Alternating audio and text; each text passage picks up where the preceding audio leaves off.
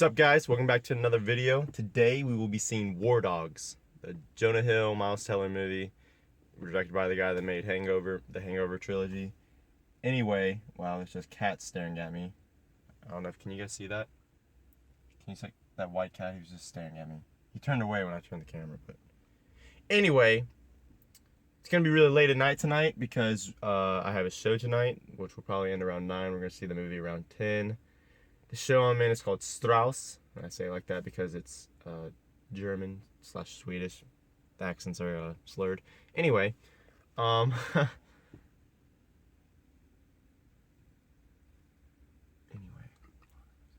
anyway, that's what we're gonna do. I'm gonna meet up with my dad, and after the show, and then we're gonna go see the movie, and I'm gonna do the review, obviously. So let's do this.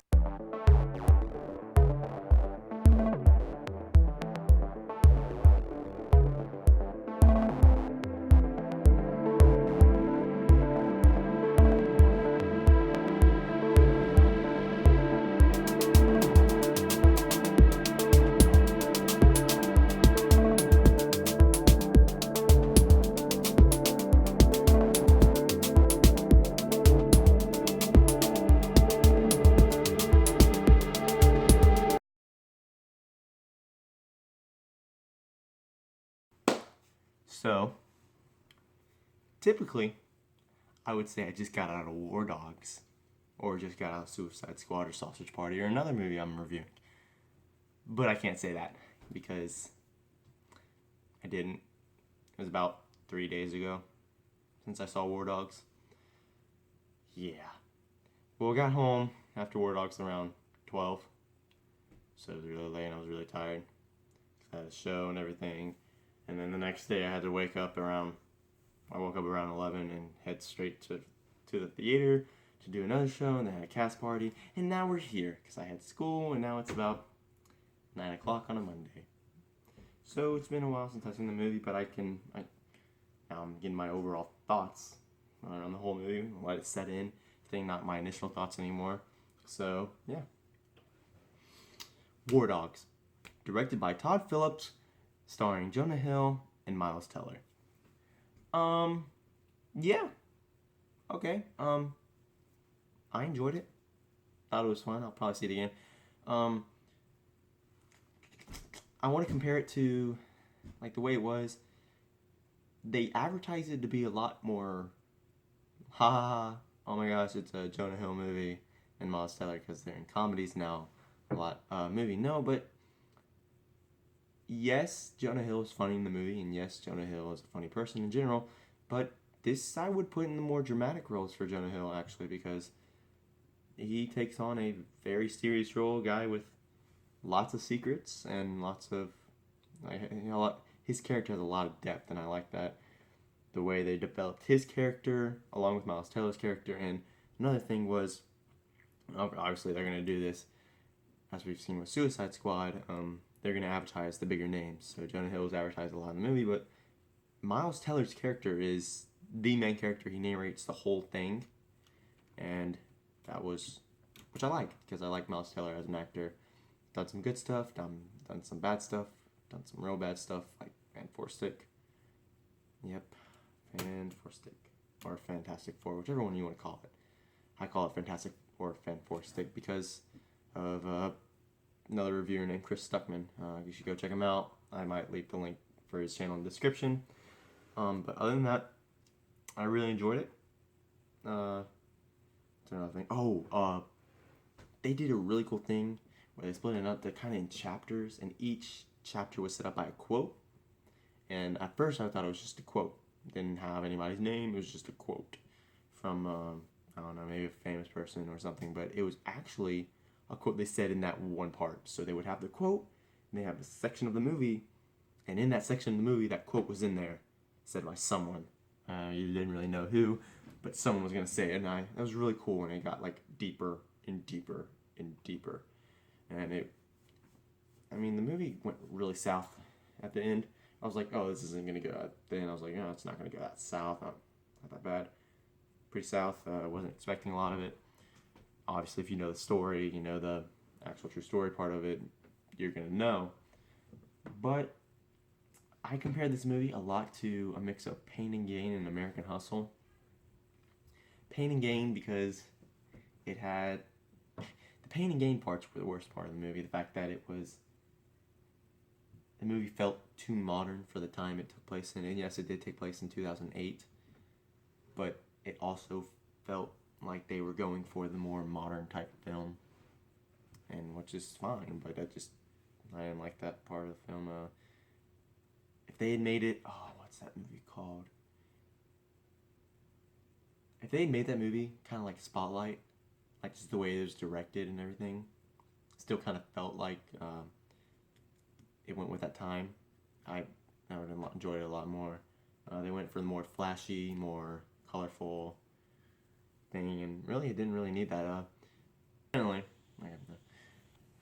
Jonah Hill's character, can't think of his name on top of my head, but he does a amazing job like he always does when he takes on serious roles or even his comedy roles sometimes, like Wolf of Wall Street, which is an Oscar. Was he Oscar nominated for that? I think he was. But the one he did win for, I'm pretty sure, Moneyball, which I love that movie so much with a passion, mostly because of Jonah Hill's serious drama character part in that. I love that movie. Well, it's a mixed audience for that movie, but Jesus. I really liked it.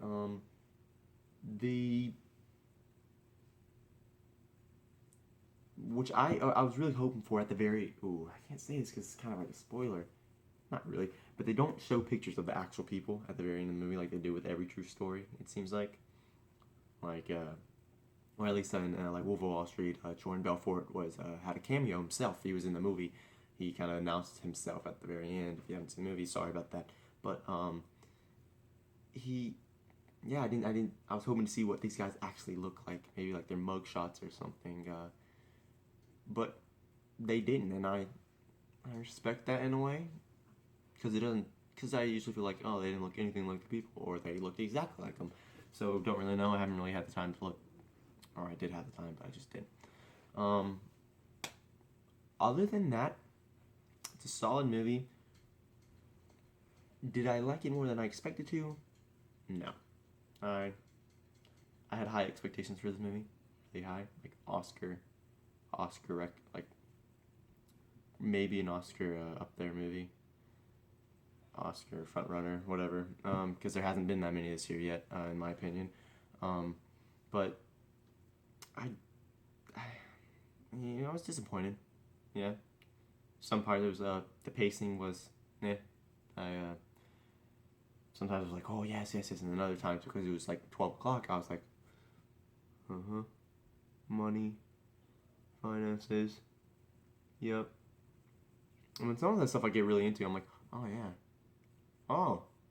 which I'm doing that looks stupid, but but yeah. Other than that, it was a solid. I get solid movie. It was okay, and it wasn't like, oh my gosh, so great, but it was good. It's decent. I'll watch it again when it's on DVD, maybe with like my brother or something. But other than that, I have stars. I give it stars, don't I? Out of that, I give it 3.5. 3.5 stars. So midway, just about. No, that's not midway. I'll give it 3 stars. 3 stars is a solid number for that movie. 3-star movie. Oh, Easter eggs. Alright, so I'm just going to stop it right here and say, look, spoilers are ahead. Not really, just kind of like Easter egg things. Things they reference and stuff, which I really like. So if you don't want to hear about this, click off now. Your time has been given. Okay. They had a lot of Scarface references, and they gave homage to a lot of different movies like Scarface and Godfather, especially the poster, of course, which I'll have pop up before this part of the review. I'm gonna have the black and white thing with. The only problem is there's 2 people in it, but other than that, it's a Godfather reference, and I really like that. Scarface, he's got a big poster in his office of Scarface. It's awesome. And in their relationship as kids, they had a Scarface thing, so. But I gave it 3 stars. 3 stars. I stand by that. Had time to think about it. probably walked out, I'd probably give him like a 3.54. But right now, I gave it a 3 stars. So yeah. Other than that, thanks for watching the video. Comment, like, subscribe. Yeah, that's all I gotta say. So,